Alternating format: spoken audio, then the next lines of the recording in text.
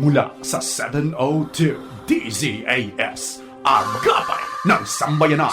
Narito na ang programang mag-uugnay sa iyo tungo sa wastong kamalayan sa batas. Praktikal na talakayan ng mga alituntunin at balitaktakang may kaugnayan sa mga patakaran ng bayan. Kinilala sa Golden Dove Awards bilang Best Documentary Program.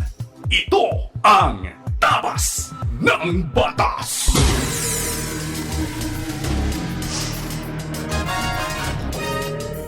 Isang magandang Sabado na umaga sa iyo, ikaw na nakikinig sa anumang bahagi ng Pilipinas, Luzon, Visayas o Mindanao, o hindi doon pa sa ibang bahagi ng mundo. Marhay na aga sa inyo namin nakikinig dyan sa Bicol Region sa pamamagitan ng CARE 104.3 The Way FM.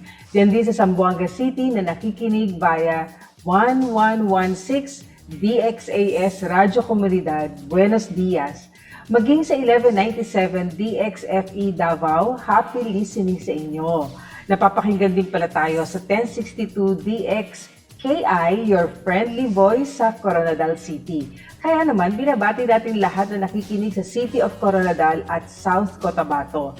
Sa inyo rin na naririto sa Metro Manila, kami ay bumabati ng isang magandang Sabado na umaga at patuloy po na samahan ninyo kami. Kaya ito po ang inyong programang Tabas ng Batas dito po sa 702 DZAS FEBC Radio TV. Miyembro po tayo ng KBP o ng Kapisanan ng mga Broadcasters ng Pilipinas. Tayo po ay napakikinggan din po at napapanood sa Facebook at YouTube channel ng 702 DZAS FEBC Radio TV. At sa amin po mga partner television ng Channel 185 sa GCTV naman po. Kami po ang inyo pong kakampi sa batas tuwing Sabado ng umaga. Ako po si Attorney Jeremiah Belhica. At ako naman po si Attorney Chona Cruz Gonzalez, bumabati sa inyo ng isang pinagpalang araw ng Sabado. Kaya Attorney Chona, sa puntong ito, nais naman nating pasalamatan ng ating mga kaagapay na patuloy na nakikipartner sa ating ministry sa FEBC. Sa tulong po ng Panginoon at sa inyong pong suporta, mahigit na pong 7 dekada ang ating pagbabahagi ng tamang balita at mabuting balita sa ating Panginoong Hesukristo. At sa mga nais naman pong maging kabahagi ng ministeryo, maaari po kayong mag-message sa FB page ng 702 DZAS FEBC Radio TV o bisitahin ang donatenow.febc.ph para pa ho sa ibang mga detalye. Pero bago ang ating diskusyon, narinito po muna ang pagkaing pangkaisipan.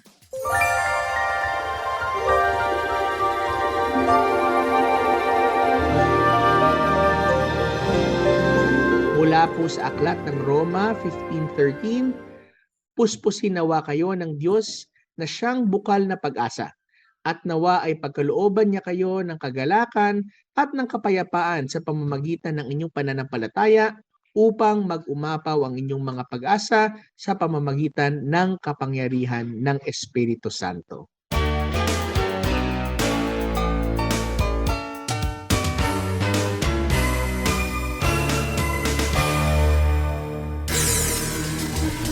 Kung meron po kayong komento o mensahe, lalo na kung meron kayong katanungan para sa amin, maaari po ninyo ipadala ang mga yan sa ating Facebook page sa Tabas ng Batas FEBC. At habang naroroon kayo, please like and share.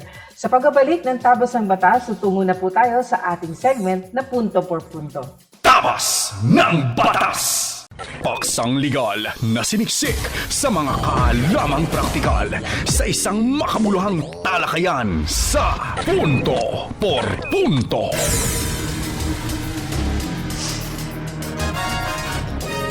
Okay, so nagbabalik ang Tabas ng Batas at kami pong inyong kakampi sa Batas ngayong umaga. Ako po si Attorney Jeremiah Belhica. At ako naman po si Attorney Chona Cruz Gonzalez. At ano ba ang pag-uusapan nating batas ngayong umaga, Attorney Jeremiah? Well, simpleng-simple yung maganda natin mapag-usapan ngayon. Patungkol sa utang, no? Hindi ko alam kung, biglang nakikita ko maraming biglang bumukas ang tenga nung utang kasi either sila ang nautangan o meron silang utang, no? And Mhm. kadalasan kapag may utang ka, no, diyan natatakot ka. Ako, pag baka hindi ba ako makapagbayad, maaari Hmm. ba akong makulong o ipahuli, no? Yes. And all of those questions. Pero siguro unahin natin na attorney yung sinasabi ng Section 20 ng Article 3 ng ating 1987 Constitution. Ang Mhm. sinasabi, no person shall be imprisoned for debt or non-payment of poll tax. No, mahalaga yan. Una, kailangan natin maintindihan na sa ating batas, sa ating konstitusyon, no, ng ating hindi batas, no, sa ating fundamental law, Mhm. pinagbabawal pala na ikaw ay makulong dahil sa utang. Kung ibig sabihin lang naman na to, kung ikaw ay nangutang at meron ka talagang intensyon magbayad, pero for some reason, hindi mo mabayaran, di ba? Kasi baka naman, di ba, Nagipit. nagipit, no? Wala ka ng mga pagnanais na manloko o Oo. mangganchon tinatawag o may estafa, hindi ka dapat kinakasuhan ng kriminal para ikaw ay makulong, no? Pero kung ikaw naman ay hindi maaaring makulong kasi hindi ka puwedeng magkaroon ng criminal case for non-payment of debt, pero puwede ka namang makasuhan ng sibil, 'di ba, attorney? Yes. Yun yung Kasi kailangan tinatawag pa rin magbayad. kailangan mo pa rin magbayad, 'no? Kasi yan ang pinagkaiba ng civil case tsaka criminal case. 'Pag criminal case kasi, yan yung mga may kulong, no? Yan Mhm. yung medyo people of the Philippines versus so and so. So, kaya ikaw ay ah, meron na nagiging penalty na imprisonment. Pero kung civil case lang yan, ikaw ay titimbangin ng korte, no? Kung sino ba sa inyong mga nagtatalo dun sa korte ang merong mas mabigat na katibayan na at siya ang merong karapatan dun sa kanyang Mhm. hinihingi.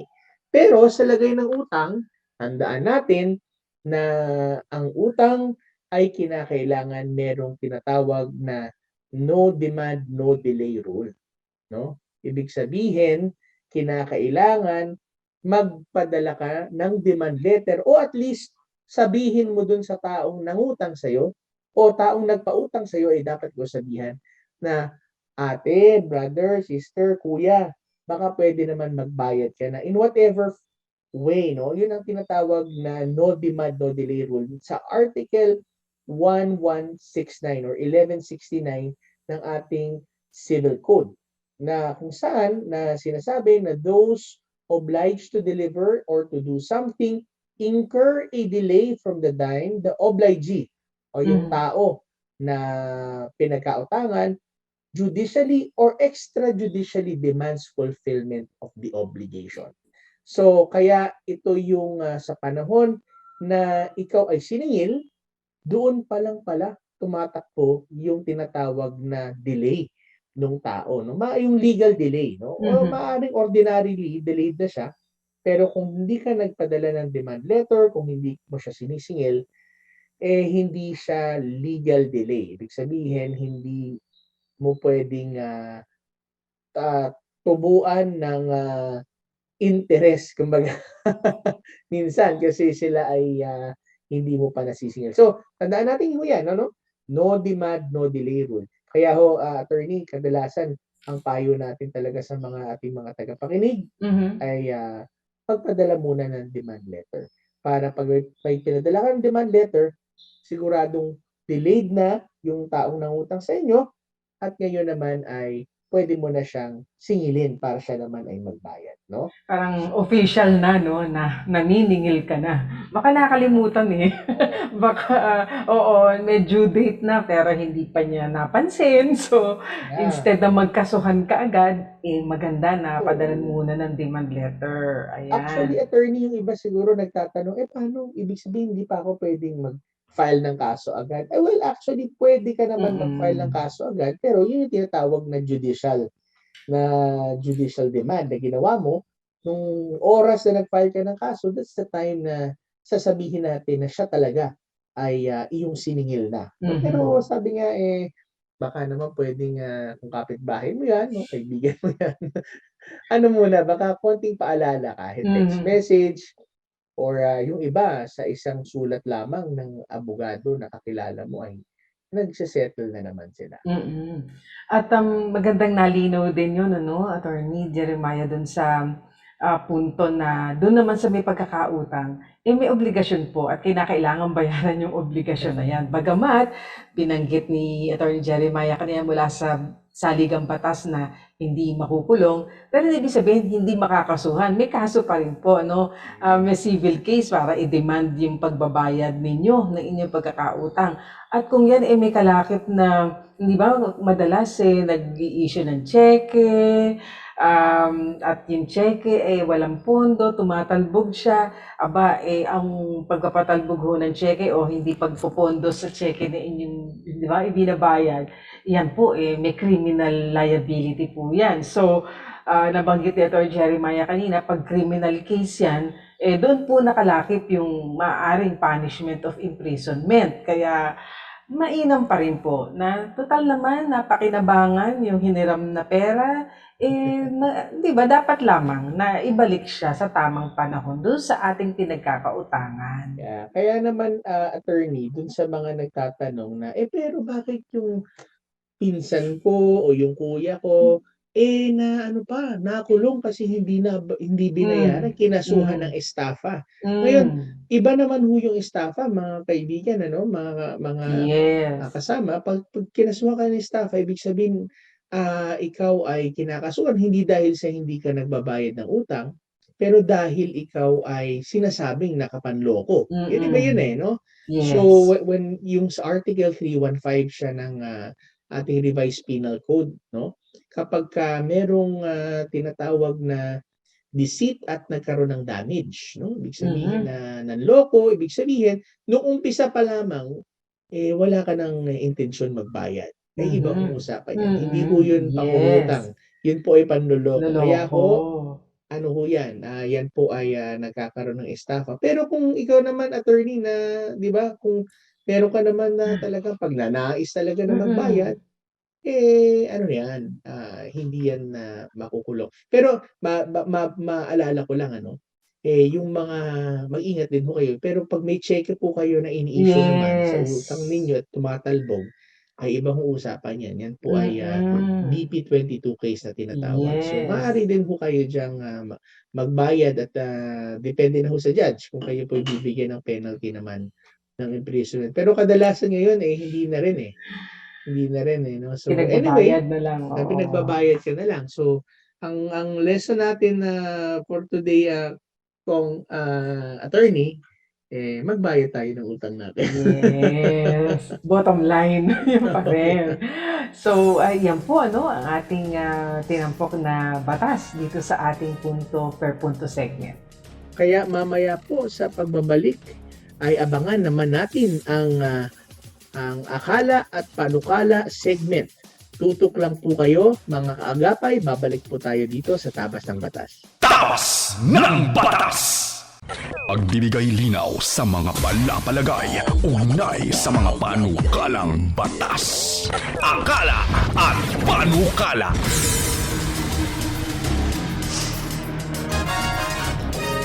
Okay, so nagbabalik po tayo dito sa Tabas ng Batas. Kasama niyo pa rin po kami, ang inyo pong kakampi sa Batas. Ngayong Sabato, ako po si Attorney Jeremiah Belhica.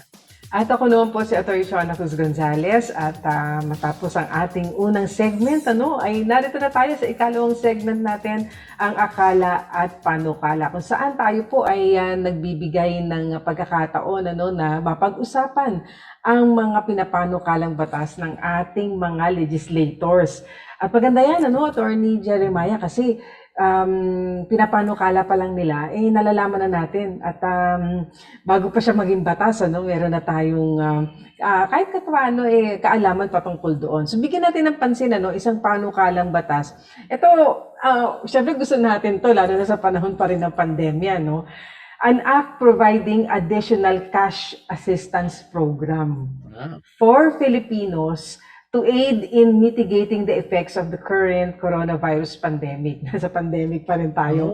Bagamat pagka tayo pumupunta sa mga, hindi ba, pamilihan o maging sa lansangan, medyo parang normal na ulit. Pero hindi pa po natatapos ayon sa ating mga eksperto. Kaya meron pa rin mga ganitong panukalang batas na dito additional cash assistance. Ito ang Senate Bill 2486. So, tingnan lang natin ang mga ilang mga provisions dito. Kasi, syempre, interesado tayo kapag kami ayuda, hindi ba? So, sabi dito, despite the various crises our country is currently facing, the Philippines has one of the smallest stimulus packages among the key Asian or ASEAN countries. Bayanihan to Heal as One and Bayanihan to Recover as One provided more than 500 billion pesos or $10 billion in assistance.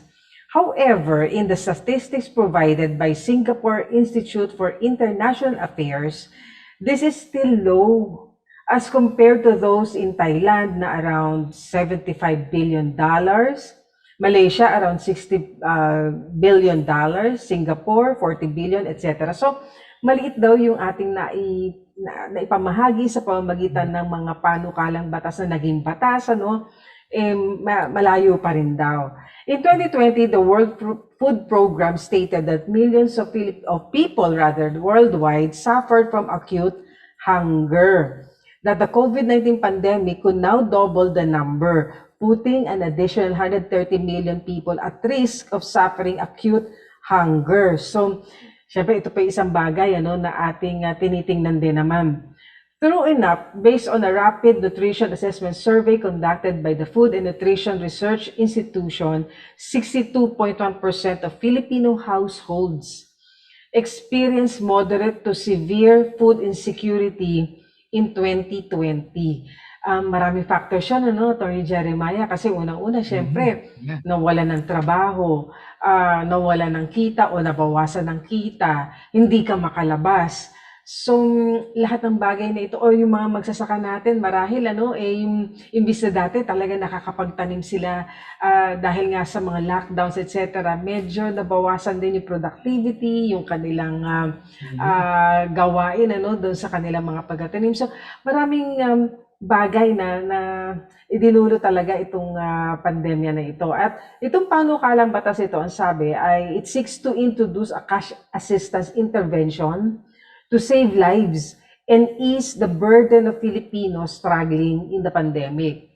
Although Filipinos are known for their grit and resilience, assistance to our countrymen is still needed to help them survive and get back on their feet amidst the pandemic. In fact, talagang yan din na pinagtuunan ng pansin ng ating pamahalaan, itong administrasyon na ito. At may balita na rin tayo na sa papasok na administrasyon ay ito ang isa sa mga pangunahing panukalang batas na kanilang pagtutuunan ng pansin, hindi ba, yung economic stimulus. So, in the meantime, tingnan lang natin ang mga ilang panukalang batas na may kinalaman dito. At isa na nga itong assistance ito sa ating mga kababayan. So ano ba itong assistance program na ito? Ang sabi rito sa Section 4, over and above, separate and distinct from any financial assistance or social amelioration measure of the DSWD, the BPP Assistance Program is hereby created under the DSWD that will provide cash assistance.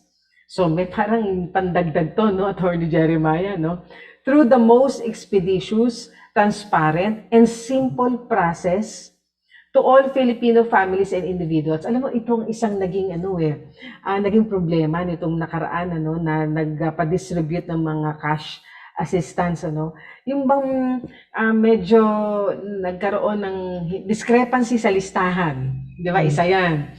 So, merong mga pamilya o mga individual hindi nakakuha ng cash assistance dahil wala sila doon sa official list. So, sana magkaroon na tayo ng mas organisado na paraan para naman talagang matiyak natin na yung cash assistance pupunta talaga doon sa mga intended beneficiaries at walang maiiwan na talaga masasama yung mga tinatawag natin poorest of the poor at maging expeditious 'di ba mabilis yung pagpapabigay sa kanila, pagdi-distribute, ano? At siguro naman from our experience in the past years, kung ito man ay kasi panukala pa lang ito, no? Kung ito man ay mabigyan ng pagkakataon muli sa susunod na kongreso at ito'y maging batas, nawa yung sistema, no, in place na at hindi na pahirapan ang pagkuha ng cash assistance mula sa ating pamahalaan, ano? Kasi kaya nga assistance kasi kailangan ng mga mamamayan natin. So, ang tanong na susunod, magkano? Di ba mas interesado tayong malaman? Yan, Magkano ba oo. ang pwede naming matanggap kung yan ay maging batas? So, ito po ang sabi sa Section 5. Each Filipino family shall receive one-time cash assistance of 10,000 pesos or 1,500 pesos per family member, whichever is higher. So, yun ang proposal. 1,500 per family member or 10,000 per family, whichever is higher. So, kahit pa paano, kung ito man ay maging batas, meron talagang maitutulong naman ano, sa ating mga kababayan. Ngayon, paano naman ng sistema? So, sabi sa Section 6, the cash assistance shall be released to target beneficiaries either in cash or in electronic transfer, whichever is more practical and acceptable to the beneficiary in the most expeditious manner. So, ano ang nasa priority list naman? Kasi interesado tayong malaman. So, sino-sino ba ang dapat mabigyan? So, nasa Section 8 yan. Of course, number 1, indigent persons, senior citizens, persons with disabilities, solo parents, displaced, retrenched, or separated workers, or otherwise severely affected or lost their jobs during the COVID pandemic. That includes yung mga freelancers like the entertainers, tour guides. So dito na-identify na kung sino-sino talaga din yung naapektuhan, workers in events industry, therapists, yung mga drivers daw of public transportation, owners and workers in micro enterprises such as sari-sari stores, market stalls, food carts kasi pinasara din yung mga ilang establishments natin during the pandemic. Of course, farmers nasa listahan din. Home workers, including family drivers and house helpers, isinama rito. And sub-minimum wage earners. So, ganun din ang medical frontliners, including barangay health workers, yan, importanteng bigyan ng assistance. Families of OFWs, kasi ang mga OFWs natin, hindi ba, napabalik sila dito sa bansa dahil nga, di ba sa pandemya, nagkaroon din ng problema sa employment nila abroad, and other members of the vulnerable sectors. So, meron ding, di ba, parang mga general provisions, para naman yung hindi na-include dito, ay pwede pa silang ma-include. Okay. At So, yes. Kaya maganda dyan kasi at least kayo, hindi na magtatalo-talo sino ba tatanggap, sino Oo. hindi. Medyo all-encompassing siya. Nabanggit nyo nga kanina na 10,000 per family or 1,500 per head. Family member, oo. Kung ano man ang mas mataas. Pwedeng mas pataas pa sa 10,000. So, hindi bababa ng 10,000. Oo. So, maganda rin na yung manner of payment ngayon, either, kasi mahirap din yung nangyari noon, di ba, na distribution on-site kasi wala nang minsan social, di ba, distancing na nangyayari. So, maganda na maging dito inilagay din na pwedeng electronic, no? Ayun na, transfer. Ngayon talaga ay marami na ang nag-digitalize ng kanilang payment system, no? Ay medyo rin, nung umpisa talaga very challenging pero kung bandang huli makita mo na medyo nasanay naka-adapt na. Naka-adapt na, no? So, pati yung listahan medyo nalinis na at naayos. Kaya of course lagi namang welcome yung mga ganitong panukalang batas, at nawa ay unang-una gusto pinapanalangin natin matapos na yung pandemya para makabangon ang ating ekonomiya. Ngayon, kung sakali naman na ito'y magpatuloy hanggang mga ilang buwan, merong pinapanukalang batas na ganito na ang title niya ay Bangon Pamilyang Pilipino Assistance Program of 2022, Senate Bill 2486. Yeah. So magbe-break lang tayo no sa ating programa at sa ating pagbalik. Abangan naman nila ang ating Payo de Asunto segment. Ayan ang ating blockbuster segment. Kaya tutok lang po kayo dito sa Tabas ng Batas. Tabas ng Batas! Mga kasong bibigyang pansin at mga katanungang sasagutin, yan ang tututukan at gagabayan ng Payo de Asunto.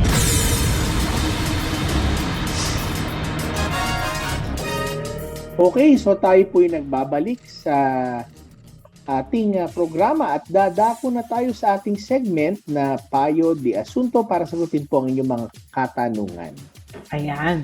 So ito na ang mga nagmamadaling katanungan na kailangan bigyan natin ng kasagutan. Ayan. Sabi niya, ang ate ko po na 64 years old ay 2 years nang nagwo-work sa kanyang amo. Kaya lang, wala sa minimum ang sweldo at ginagawa siyang gwardiya, janitress, at etc. Minsan, hindi lang 10 hours ang trabaho niya, overnight pa at siyang pinagwo-work sa isang resort. Pwede po ba ito? Ayan, Attorney Jeremiah, no? Ito yung minsan nakakalungkot pero minsan classic itong mga ganitong questions. Ano? So, sa amin pong pakiwari ay tila ang trabaho po ng ate ninyo ay dapat ay isang kasambahay. Ano? Correct as kung mali po kami, no? Kami po ay nagbabase lamang sa inyong pinapadala sa amin. Kaya titingnan lang po natin ang ilang mga panuntunan na sinasabi sa labor standards for kasambahay.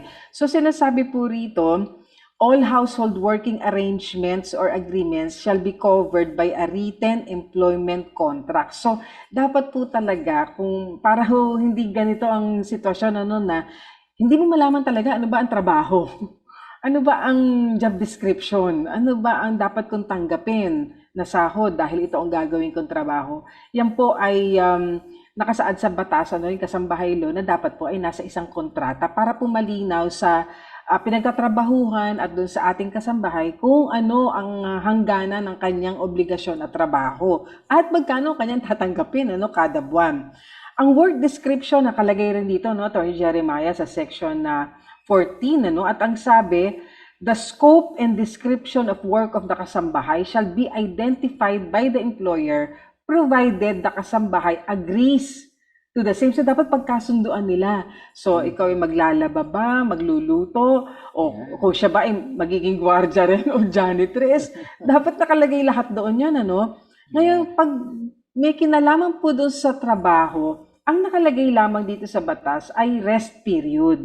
The employer shall provide the kasambahay a daily rest period of at least 8 hours a day and weekly rest period of at least 24 consecutive hours. Ito na yung leave niya, Parang isang buong araw. Pero every day, 8 hours of rest. So, ano ang ating ma-i-imply from this provision na maaari ngang lumampas sa 10 oras ang trabaho ng isang kasambahay. Basta kailangan bigyan siya ng 8 hours ng rest, At doon naman sa kanyang assignment sa pagja-janitress, pag-gagwardya, sabi rin dito, no kasambahay shall be assigned to work in a commercial, industrial, or agriculture enterprise at a wage or salary rate lower than that provided for said worker. So, kung siya po ay pinagtatrabaho bilang gwardiya, janitress, di ba, Attorney Jeremiah, parang nasa commercial establishment na to, Yes. Actually, kapag ganun na siya, attorney, medyo parang hindi na yata kasambahay kapag sa commercial establishment siya. So, yes. Kaya kailangan tandaan pa rin ng ating mga taga-subaybay na bagamat ito ay under ng labor law, At mga special law katulad ng Kasambahay Act, ito yung isang kontrata pa din. Ito yung Yes. isang usapan, no? Kasi kapag ikaw ay may usapan kayo na kasambahay ka, yung mga trabahong bahay at yung mga meron kayong directly na to the personal care, no? And attention na kailangan ng tao. Pero kung ito ay doon na sa kanilang negosyo, doon na sa kanilang hanap buhay, ay dapat ho bayaran natin ng tama yung atin din pong mga nagiging trabahante. Ano po? Eh, iba Yes. kasi ginagamit ho yan para makatipid. No? Eh, dalhin ko yung kasambahay ko sa opisina, siya na muna magsekretarya. At pagka ganun po, ay kinakailangan po nating magbigay din ho ng sapat na benepisyo. Actually, attorney, binanggit kanina na siya rin yung nagagwardya. Eh, Oo. yan, no? Yung gwardya po, meron din hong mga karapatan yan at meron din hong mga Benefits din. benepisyo na ibinibigay din po sa kanila. No po? So, suriin mabuti, ano ho ba ang inyong pinasok na trabaho? Eh, wala ho kasi sinabi na pinasok na trabaho, walang description, no? Eh, Oo. ano kayo nagkasundo niyan? At kung nabanggit ni Attorney Jeremiah, no, yung kinakailangan ibigay din yung benepisyo. Eh kung ginagawa na siyang gwardiya at janitress, dapat ibigay din yung sweldo para sa isang gwardiya o isang janitress, hindi ba? At yung mga benepisyo. At meron din dito sa Kasambahay Law, Section 18, prohibition on the use of services of household workers in places other than their legitimate workplace. So, siguro po isang bagay din po itong linawin nyo sa amin. Pwede ko kayo mag-follow up question. Para po maunawaan namin kung ang talaga po bang pinasok niya ay kasambahay. No? Kasi ito mag-a-apply na batas sa kanya. At mainam po na malaman mula doon sa employer, ano ho ba ang talagang magiging trabaho ko? At hindi ba ano ang magiging benepisyo naman dahil doon sa kanyang paggawa ng trabaho na yan. Ayan, so nabanggit kanina, oo.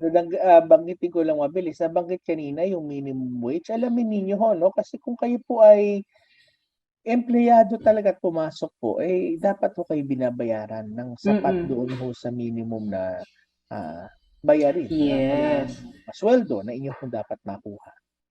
Ayan, so moving on sa ating next question, sabi niya may lupa po kami, rights lang. Ayan, so medyo nakakatanggap tayo lately ng mga ganitong katanungan. Sabi niya, 4 po kami magkakapatid, nabenta na ng kuya ko yung parte niya.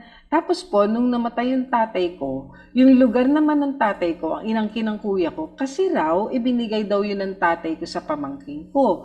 Pero wala pong kasulatan, verbal lang. Ngayon, kinukuha naman ng ate ko, kasi po yung lugar ng ate ko, kinuha na rin ng kuya ko dahil sa iba siya. Ano po ang pwedeng gawin?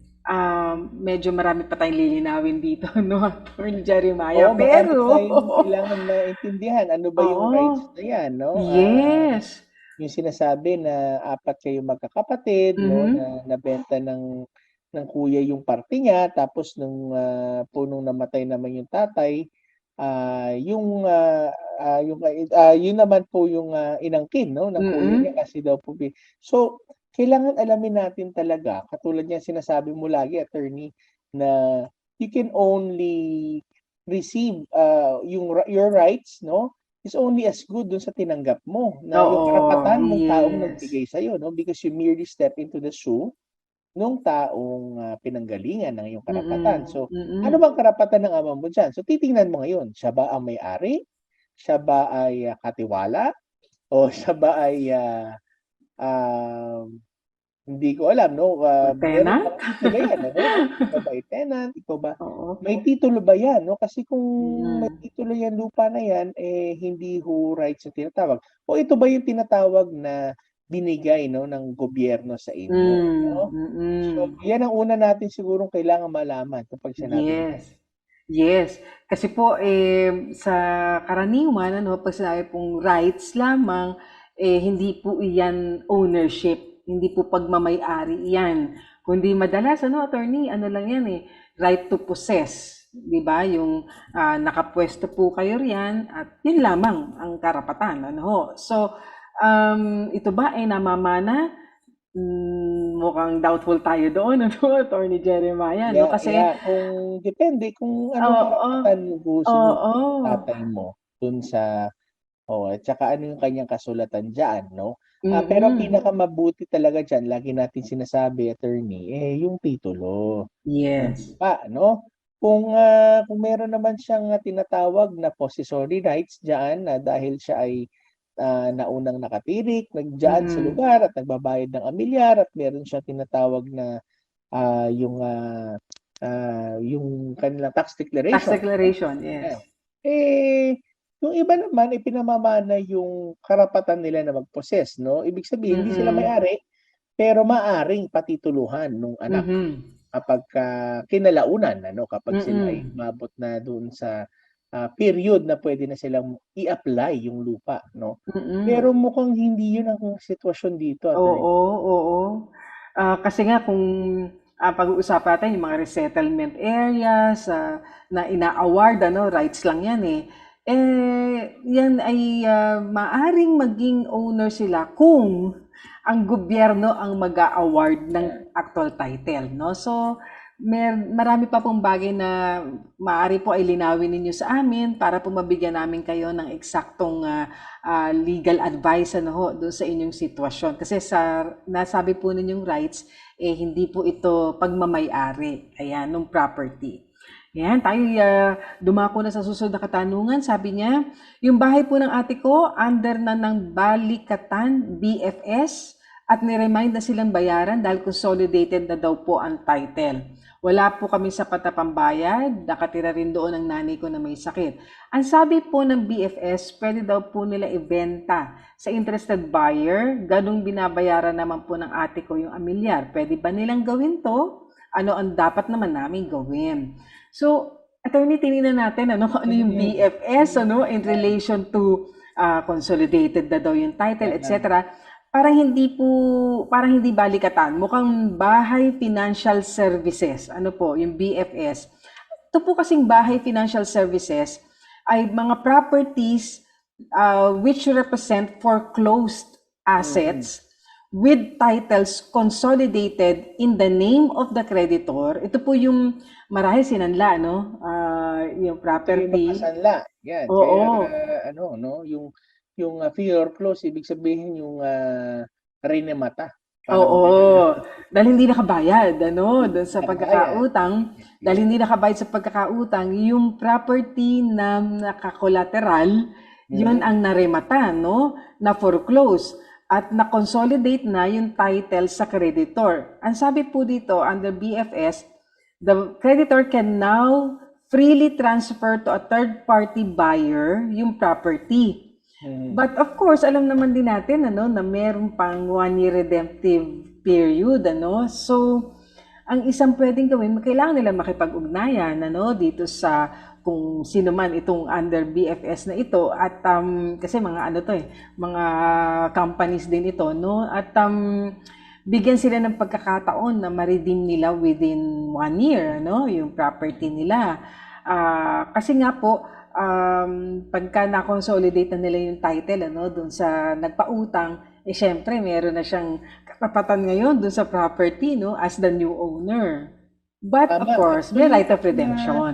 iniisip ko nga dito attorney, sila ba ang may utang o sila yung nakatira dun sa bahay sa bahay ng taong may utang dati na na-foreclose yung property. So, yun ang Medyo may gusto ko rin. demand na yata na ano, nire-remind na daw yung ate niya na magbayad. Oo, na silang bayaran dahil Oo. consolidated na daw. Kasi puwede kasi attorney na ito yung mga bahay na na ano 'no, na ibig sabihin 'pag sinabi ko kasing, consolidated na yung titulo, ano po, yung ibig sabihin yung, maaari na ngang mailipat ng, Mm. tuwin na nung taong, pinagsanlaan nung lupa, ano po, kasi kanila pong, finoclose yan at ngayon po'y wala ng agam-agam na sila na talaga ang may-ari. Kaya Yari. sinasabi ho sa kanila, "O, bayaran niyo na ho kami kasi ready na ho kaming ilipat ho sa inyo." Pero kung wala pa silang sapat na pambayad at nakatira na po kayo doon, ah, ang sabi ho sa kanila ng BFS yata ay puwede na pa daw nilang ibenta sa interested na buyer ano, pero ay binabayaran naman daw po yung amilyar. So, Pamilyar. Siguro i-revisit ho nila rin, attorney, tingnan nila yung kasulatan. Ano yung kasulatan ninyo diyan, ano ano ba yung inyong napag-usapan, ano yung period, at malamang nga sinabi niyo nga, attorney, na tapos na, no? Tapos na yata yung panahon na dapat nilang bayaran, ano? Pero again, maaari pa rin 'yan maging subject to renegotiation, lalo na sila Mm. naman ay nagbabayad ng amilyar. At kung So, wala pang sapat na pambayad, baka maaaring ano 'no, baka bigyan pa ng grace period. yes, yes, Oo, para yes. lamang, kasi sayang naman ano at nandun pa rin naman nakatira, maging yung kanilang nanay. Sige, paraanin pa natin isang katanungan ano, sabi rito, nasa batas ba na hanggang 65 years old lang puwedeng magturo ang isang teacher? Kasi Attorney Jeremiah, 'di ba, ang alam natin na lalo yung mga nasa government service ano, can retire at the age of 60 That's but right. can still extend their service up to 65. So Yes. ang compulsory age, pero ang compulsory age is 60, pero pwede ka pang tumawag at pwede ka po 5 years pa, 'di ba Yeah, 65? oo. Yung ibig sabihin optional retirement na tinatawag, attorney, yung edad na pwede Mm. ka nang pumili na magpahinga, no, mag-retire, no? Yes. Kaya Ikaw optional, no? ay kapag ikaw ay dual citizen na, ibig sabihin senior citizen at Filipino citizen. Yes. So, Yes. kung ikaw ay senior citizen na, normally ikaw ay maaari ka ng mag-optional retirement 'yan. Pero hindi ka namang pipilitin na magretiro, Mm. maliban ng kung ikaw ay umabot na doon sa mandatory retirement age na 65 years old. Pero hindi rin nabanggit Yes. dito kasi kung ang teacher ba na ito ay nasa pribado o nasa Or pampublika, 'di ba? yes. Pampubliko, no? Private or public, no? Public. Public ano siya, no? Mm. Bagamat gano'n din naman ano, puwede ka na rin na kung nasa pribado 'yan, attorney, medyo mas may ano sila diyan, mas may flexibility kasi kung Mm. magkakasundo naman kayo, sayang din 'yun. Isipin mo yung, kung 30 years o 40 years na nagtuturo si ma'am, yung kanyang Oo. institutional knowledge kung kayang-kaya pa. Ang dami na kayang senior citizen ngayon na ang lakas-lakas pa, nakakapagsundo pa, Yes. 'no? So so maaari pa din ano, kung ikaw ay nasa private sector. Ayan. So, bigyan daan pa natin ang isa, no? Sabi niya, isang worker ng kapatid ko na nakuryente at namatay po while at work kahit may safety gear na na-provide. Wala pang business documents ang kapatid ko at verbal agreement lang ang pag-hire sa mga tao since small-scale business lang naman. So, ang family ng namatayan nag-demand ng 200,000 para sa 4 na anak na naiwan at sagot namin lahat sa pagpapalibing. Ngayon, di naman gano'ng kalakihan ang income ng kapatid ko pero ang dami ng demands na hinihingi ng pamilya. May karapatan ba kaming tumanggi kung di na kaya ang hinihinging danyos? Wala naman pong written contract. Please advise us. Unfortunately, Mm. no, this is an unfortunate incident naman na, Nakakaawa naman oo. ano, kasi I'm sure, naku, wala talagang may gusto ng ganitong klaseng Mm. situation. Pero, gano'n pa man ay, kahit wala siguro itong kasulatan na Yes, nakatitik sa oo. papel, dahil ito ay ginamit mo na bilang empleyado mo talaga, Mm. meron ka talagang, obligasyon diyan. Pero alam alam ho ninyo, sa ating mga tagapakinig, 'no, attorney, titignan natin ano ba ang dahilan kung bakit nakuryente kasi, eventually makikita natin 'yan, eh. Ito ba ay sa kadahilanan nung talagang hindi regular dispatch ng kanyang trabaho o Mm. meron ho bang, Negligence. sariling negligence na ginawa po yung empleyado, ano po. Kasi kapagka ano na po 'yan, kapagka kayo po'y nagnenegosasyon na po, ano ho bang babayaran, magkano ang babayaran, natural ho 'yan na gusto hong ipasagot talaga sa inyo ang lahat. Pero maganda ho 'yan sa negotiation po talaga ninyo, maging open ho kayo kung ano ho ang inyong kaya at ano po ang inyong hindi kaya. Kasi kapag umabot ho 'yan sa korte, 'no, attorney, alam Mm. natin 'yan, titingnan talaga diyan ano ba yung responsibilidad ng bawat isa at ano yung contribution doon sa disgrasyang nangyari. Pero Mm. titingnan din 'yan ano, kung ikaw ay nag-i-employ ng mga, yun lang ang nakakatakot dyan dahil baka magkaroon ka ng administrative question dyan, may mga empleyado ka, may mga tao ka, wala ka pa naman palang registration na maayos. Ano? So, pero that's on the side. Pero doon sa pamilya, nung mga nawalan, sa ngayon talagang ano yan, attorney, tingin ko subject yan sa kanilang usapan. Ano po, kung ano po ang kanilang mapagkakasunduan. Sa akin kasi kapag ganyan, ano yan kung ano yung acceptable sa both parties Yes. na magiging kabayaran sa katahimikan, ano? Hindi, syempre hindi mo naman ibabalik naman talaga Oo. ang buhay.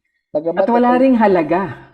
walang halaga, walang Oo. Ang sa buhay. yan Oo. pecuniary estimation talaga. Yes. Subalit kung ikaw naman ay lalaban sa korte at ikaw naman yung namatayan, baka naman yung inaalok sa iyo ng tao na nakikipag-areglo ay baka mas malaki pa dun sa maibibigay sa iyo at the end. So, yan ay malalaman talaga yan and siguro yung sanhi ng disgrasya, pertinent ito, attorney, ano? Yes. Yes. Baka naman merong instruksyon na huwag kang pupunta dyan, huwag mong gagamitin yan at pinagbabawal, ay hindi nyo na ho sagutin yan.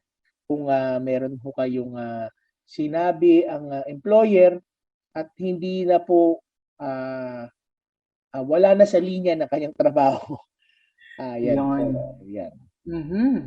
At sige, ito isang maikling katanungan. Sabi niya, ano ang pwedeng gawin sa taong nangutang at hindi po nagbayad? Ito related sa ating pinag-usapan sa punto per punto. Magkano po ang amount para makapagsampa ng small claim? Ang small claim, tinaas ngayon ng Supreme Court to 400,000, ano? Actually, attorney, itinataas na nila yan, malapit na, or I think napirmahan na, itinataas na sa 1 million pesos. Oh, small claim pa. Bagay ngayon naman kasi ang halaga ng pera, no?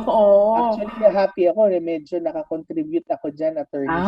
Yes. Tulak talaga na maitaas pa ang jurisdictional amount ng small claims. Ano po? Pero yung para sagutin yung tanong niya, no, ano po yung pwedeng gawin sa taong nangutang tapos di po nagbayad? Una, singilin. Di ba? Singilin mo, yan ang sinasabi natin. Ano? Yung no demand, no delay rule. Kapag hindi ka naniningil at kadalasan ay ang paniningil, whether tinext mo yan o pwede. Pero mas maganda magpadala ka ng formal na demand letter. No? Hindi naman kinakailangan na dumaan sa abogado pa, pero maganda rin, no? Kapag ikaw ay nagpadala ng demand letter through a lawyer, then it becomes, sabihin nila na credible threat na tinatawag na o paalala, no? Yung tanong na kung magkakano daw para makapagsampa ng, magkano po yung amount para makapagsampa ng small claims, yun yung sinasabi natin, hindi lalagpas ng 400,000 utang, pero hindi ko lang sigurado kung na-implementa na yung 1 million, ano? Ang maganda dyan, bawal ang abogado sa small claims court, attorney, no? Sabihin. Para mapabilis. Ayan, so yan po ang ating naging talakayan. Kung hindi po niyo napakinggan ng buo ang ating naging kasagutan sa inyong mga tanong, pwede niyo po itong balikan sa ating Facebook page, 702 DZS FEBC Radio o sa Tabas ng Batas FEBC. At kung hindi pa po nasagot ang inyong mga katanungan, abangan nyo na lang po ito sa susunod na Sabado. At tayo po ay dadako na ngayon sa ating prayer time. Sige po, tayo manalangin. Panginoon, kami po ay nagpapasalamat sa isa pa hong programa na nakalipas that we were able to articulate and to discuss important matters ng batas. We know na marami po sa amin ang dumadaan sa iba't ibang pagsubok, sa iba't iba pong mga katanungan legal, personal, relationships. We pray, Father, that you will be the one, O Lord, to be with us, to defend us, and even be our righteous judge and advocate. Nagpapasalamat po kami sa lahat po ng aming mga taga-subaybay na kayo po ang patuloy sa kanila na umabot sa Sabadong ito at sa amin hong pananambahan sa araw ho ng Linggo, O Diyos, ay Yes. kayo po ay mabigyan ng papuri at pasasalamat. Muli, sa iyo po namin ibinabalik ang lahat ng kapurihan sa pangalan ni Jesus. Amen. Amen. Okay. So, salamat mga kaagapay sa mga lahat sa inyo na tumututok dito sa radyo at online po via Facebook at YouTube sa channel 185 din or sa GCTV. Kami po ang inyong kakampi ng batas tuwing Sabado ng umaga. Ako po si Attorney Jeremiah Belica. At ako naman po si Atty. Chona Cruz Gonzales. Nagkaanyaya sa inyo lahat. Nasamahan kami ni Atty. Jeremiah sa susunod na Sabado sa parehong oras at himpilan. Kaya't lagi po nating tatandaan, kung uunawain at susundin, Kakampi mo ang batas. Nais po naming makarinig mula sa inyo para sa mga kuro-kuro, mungkahi o mga bagay na nais ibahagi sa palatuntunang iyong napakinggan, sumulat lamang sa 702 DZAS, Agapay ng Sambayanan, 1 Corporate Center, 46th floor, Doña Julia Vargas Avenue, corner Meralco Avenue, Ortigas Center, 1605, Pasig City. O mag-email sa dzas info@febc.ph.